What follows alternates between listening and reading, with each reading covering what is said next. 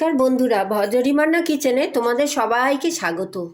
আজকে করে দেখাচ্ছি শীতকালে লাউ দিয়ে, ধনেপাতা দিয়ে, আলু দিয়ে একটা লাউয়ের তরকারি। আমার আজকের উপস্থাপনা লাউয়ের ঘন্ট। দেখো আমি কি করে রান্নাটা শুরু করছি আর কি কি উপকরণ দিয়ে করছি। নিরামিষভাবে লাউ দিয়ে ছোলা বানানোর জন্য আমি লাউগুলোকে ছোট ছোট করে কেটে নিয়েছি। তাতে একটু রাতে ভেজানো ছোলা দিয়েছি, একটু নুন দিয়েছি। এটাকে আমি প্রেসার কুকারে একটা সিটি দিয়ে নিচ্ছি। দেখো আমার লাউটা খুব ভালো করে সেদ্ধ হয়ে গেছে, ছোলার সঙ্গে 2-3টে সিটি দিয়ে নিয়েছি। এবার আমি এটাকে রান্না করব। দেখো লাউটা সেদ্ধ করার পর আমি গ্যাসের উপরে একটা কড়াই বসিয়ে দিয়েছি, একটু সরষের তেল দিয়ে দিলাম। এবার আমি এই সরষের তেলের মধ্যে 2টো শুকনো লঙ্কা দিলাম, একটু তেজপাতা দিলাম আর একটু গোটা জিরে দিলাম। আমি নিরামিষভাবে করবো, পেঁয়াজ রসুন দেবো না। গ্যাসটা একটু কমিয়ে দিলাম, নাহলে ফোড়নটা পুড়ে যাবে। দেখো ফোড়নটা দিয়ে ভাজা হয়ে গেছে। আমি একটু টুকরো করে আলু রেখেছিলাম, এর মধ্যে দিয়ে দিলাম। একটু আলু ব্যবহার করবো, আলুটা অপশনাল, তোমরা নাও করতে পারো। দেখো আলুটা একটু ভালো করে ভাজা ভাজা করে নিচ্ছি। একটু নুন দিয়ে দিলাম,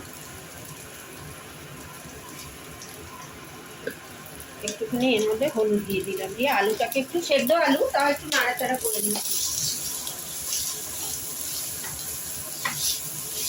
ভালো করে ভেজে নিচ্ছি।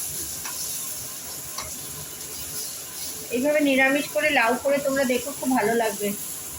এখন শীতের লাউ খুব কচি লাউ, দেখো খুব ভালো করে নিলাম। এবার আমি যে লাউটা সেদ্ধ করে রেখেছি ছোলার সঙ্গে, ওটাকে আমি এর মধ্যে ঢেলে দিলাম। সেদ্ধ করা লাউটাকে আমি আলুর মধ্যে দিয়ে দিলাম। লাউটা সেদ্ধ হয়ে গেছে, তাও আমি এবার মশলা দিয়ে কষছি। তো হলুদ কম হয়েছে, তাই আমি একটু হলুদ দিয়ে দিলাম।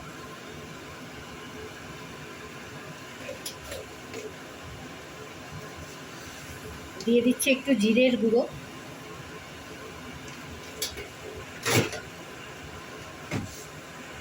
প্রেসার কুকারে সেদ্ধ করে এইভাবে লাউ করে খুব তাড়াতাড়ি হয়ে যায়, আর খেতে খুব সুস্বাদু হয়। লাউটা খুব নরম হয়, খেতেও খুব ভালো হয়। ধনের গুঁড়ো দিয়ে দিলাম, একটু লঙ্কা গুঁড়ো দিয়ে দিলাম। ঝালটা তোমরা পছন্দ মতো দিও। দিয়ে খুব ভালো করে নাড়াচাড়া করবো। লাউটা যেহেতু সেদ্ধ আছে আমার, খুব সুন্দর ফুটে উঠেছে। এই পর্যায়ে আমি একটা ব্যবহার করছি একটু ভেজানো সোয়াবিন। সোয়াবিন দিয়ে লাউ করে খেয়ে দেখো, খুব সুন্দর। এটা সোয়াবিনটা আমি ভিজিয়ে রেখেছিলাম আগের থেকে, এর মধ্যে আমি দিয়ে দিলাম। এটা তোমরা রুটি দিয়ে, ভাত দিয়ে, দুটো দিয়েই খেতে পারবে এই তরকারিটা।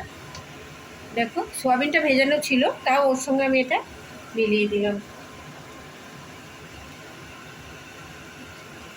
একটুখানি সমস্ত মশলা দিয়ে লাউ, সোয়াবিন, ছোলা আর একটু সেদ্ধ হবে। এই পর্যায়ে আমি এখন এটা একটু সেদ্ধ হতে ছেড়ে দিলাম।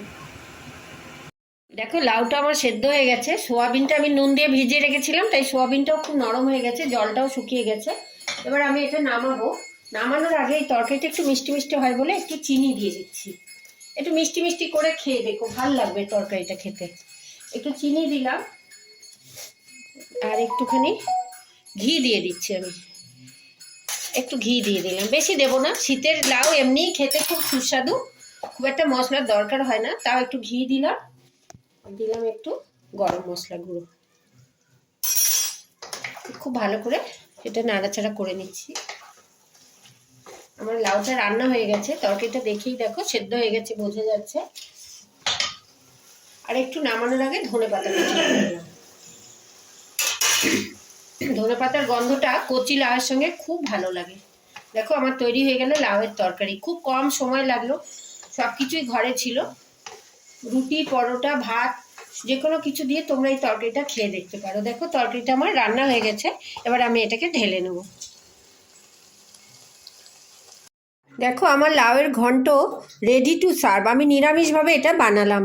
আমি এখানে জিরে, ধনে, লঙ্কা সব দিয়ে, একটু ছোলা ভিজানো দিয়ে, সোয়াবিন দিয়ে লাউটা রান্না করে দেখালাম।